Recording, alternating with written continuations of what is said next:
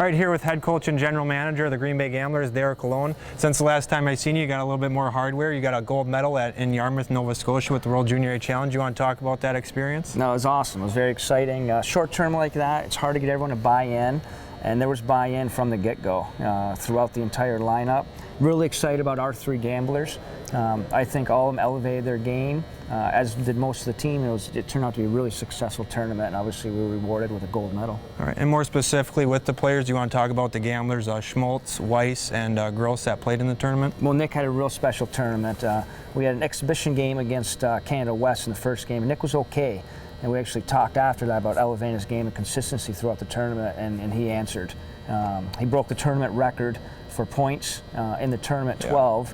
And that's nice company. He outdid Kyle Turris, who was the third pick overall. Yeah, NHL player. Now playing everyday player in the NHL. So he had a very special tournament. Matt Weiss had a really good tournament. Matt had a hit from behind early on in the Russian game in the preliminary round. He was suspended for 2 of the 4 games after that. When he came back for the semifinal game and the gold medal game, he was really good. He's kind of locked down as our third-line center. Was one of our top penalty killers. Had him out there for some important face-offs. He was excellent. And Jordan Gross was really good. Probably definitely in our top 4, played in every situation. And again, excited to see all 3 elevate their game and just had great performances. Yep.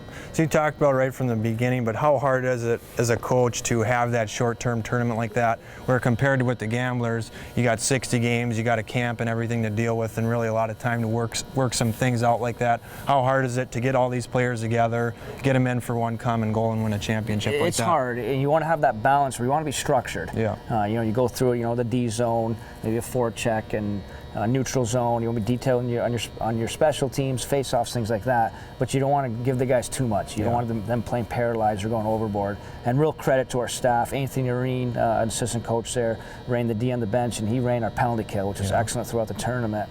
And Mark Avalon, assistant coach with Sioux City, ran our power play, and the power play was dynamite. And that short tournament, especially what I've learned, a couple opportunities coaching internationally, is there's going to be a lot of special teams, and that was certainly the case. And I felt we were the most prepared team there, and it showed.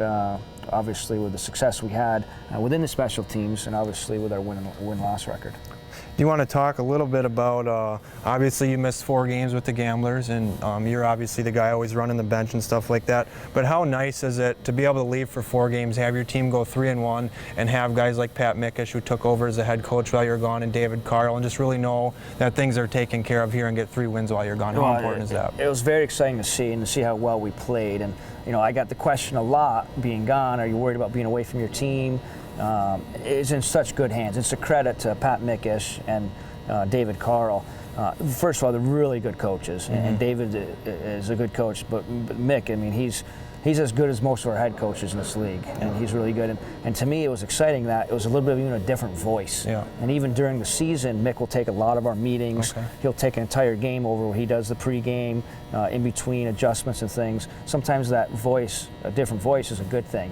And as impressive as the 3-1 record is, that win Saturday night against Waterloo was very special. In that, obviously, we had the 3 guys missing, and then we ran into an injury to Anthony Walsh, and then Kevin Irwin, who's been our most dynamic offensive player, one of the top leading goal scorers in the entire league, was out for the 2 games.